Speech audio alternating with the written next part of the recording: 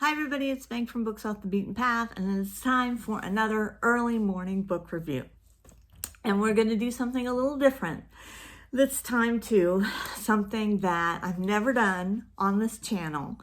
But I'm going to do it. I've got the courage to do it because I had a very exciting week, and I'm just going to do it. I'm just going to take my chances and do it, and hopefully you guys will forgive me and I won't lose tons of subscribers. But we'll see.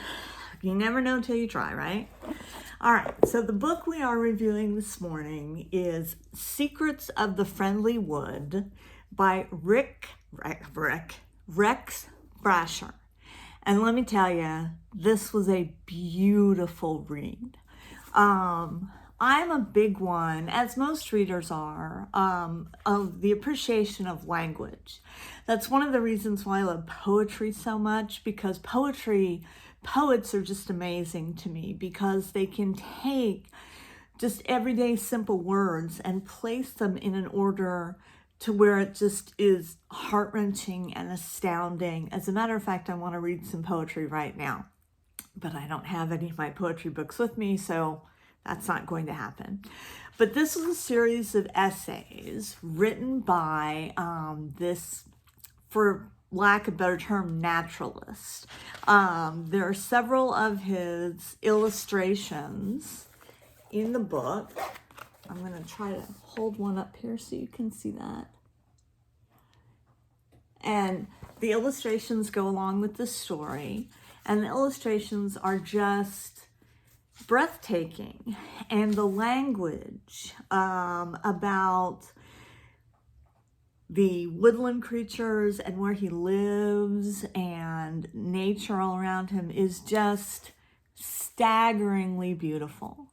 Now, if you check it out on Goodreads, which I don't know if anybody ever looks at my Goodreads reviews, if you check it out on Goodreads, I gave it a 4 out of 5 stars. The only reason I did that is because the last chapter was all about this owl, and it got a little boring. It got just a little bit boring about this owl. But other than that, I'm never parting with this book. This is staying in my collection forever. I'm never turning this in.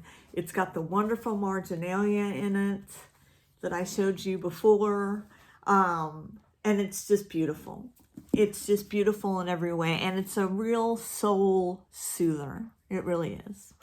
So what am I reading next, you ask? Well, it is February and I haven't read a romance. So I got this little romance for $1.99 at Half Price Books. And it's a Grace Livingston Hill, who I have not heard of. But this is about, it says it's a heartwarming story of a lonely girl whose love for a wealthy man arouses the dangerous envy of a society beauty. The story of a generous spirit who discovers in adversity and despair the power of her own faith and love. So I'm going to give this a try. The copyright on this is, let me get it for you. I just love the name, Crimson Roses. The copyright on this is 1928. But they reprinted it in 1968, so you know they kind of 60'd up the cover and everything like that. But we're going to see what this is like, Crimson Roses, because it's a little romance. It says it's a novel of enduring romance. I guess not the romance that just fades away right after the first wham bam thank you ma'am, but it's an enduring romance. So I don't know, I'm going to give it a try. I love Emily Loring. She's hard to find. Maybe Grace Livingston Hill will be someone that I would start to collect too. We'll just have to see. I got a couple of comments when I was going through my book haul that a couple of people were familiar with Grace Livingston Hill, but you didn't actually tell me if you liked her. So you need to write back and let me know if you liked her. Okay, so here's the part that I'm going to do that I have never done before. I write books. Now, I never said they were great books, but I have completed 2 novellas, and I have 1 completed full manuscript. It's like about the size of the Gutenberg Bible, so I've got to go back through and cut it down and shave it down, everything like that. I go to a writer's group, which I have put on this channel before, but I write books. And I was totally stunned when I got some royalty payments this last week. Now, they're not a lot. When you publish on Amazon, you know, Amazon takes most of the royalty payments. Thank you, Jeff Bezos. Like, you need my royalty payments. But that's another story. Anyway, somebody out there bought these books, and people have bought them before. It's not like nobody's ever bought my books, but it's usually people that I know. And recently, people that I don't know have bought these books and rated them on Goodreads and everything like that. And I'm just thrilled. So I am going to advertise these books on this channel right now. So let me just give you an overview. I've written two. The first one is Revelation at St. Dominic's. And this one is my homage to a private Catholic school that my kids went to that always had, you know, a lot of spooky stories associated with it and everything. And to my love affair, my very adolescent love affair with Ghost Adventures.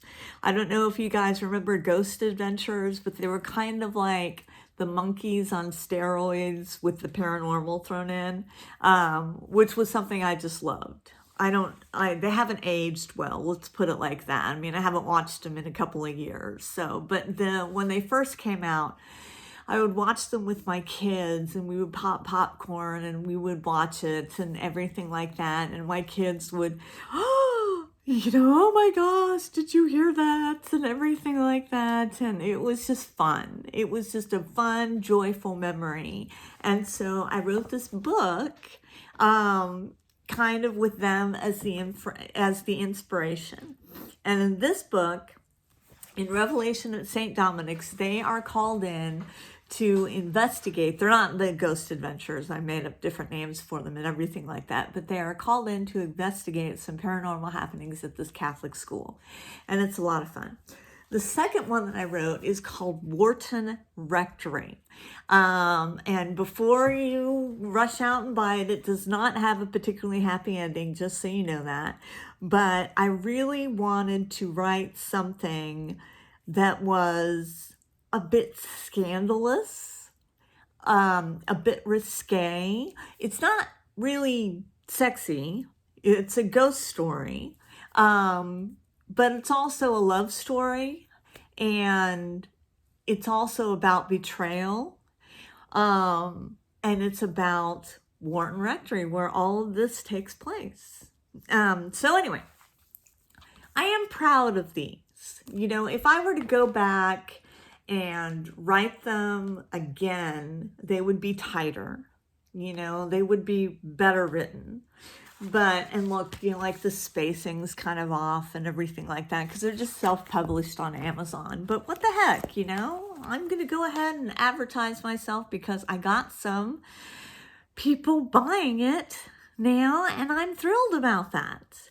I'm also thrilled about all the comments I'm getting, all of my new subscribers, all of my old subscribers. My God, what would I do without my friends on YouTube?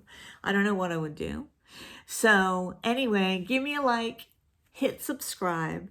I will let you know how Crimson Roses turns out, because remember, I got to be ready in March. I'm reading Moby Dick. I promised myself that I'm going to read it in March for Mammoth March. Anyway, I hope you guys have a wonderful Thursday. Thank you so much for watching, and I will check you later.